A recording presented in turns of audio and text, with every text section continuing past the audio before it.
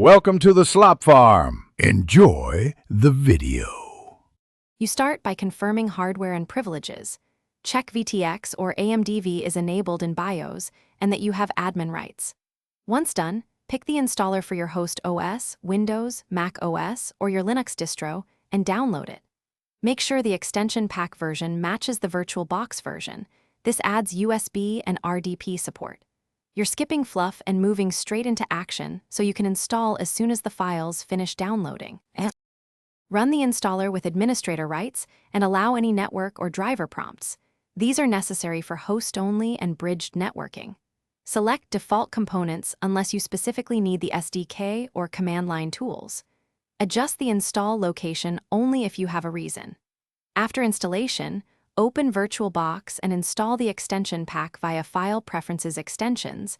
This registers the extra features system-wide. If a driver warning appears, create a new virtual machine.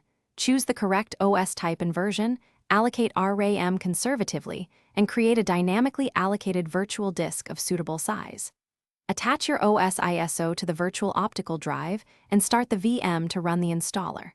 Once the guest OS is installed, choose Devices Insert Guest Editions to enable shared folders, better graphics, and seamless mouse capture. If the VM refuses to start, recheck VTX/AMDV in BIOS and disable Hyper-V on Windows. That usually resolves conflicts.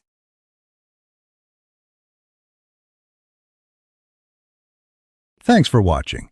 Consider subscribing if we helped you today.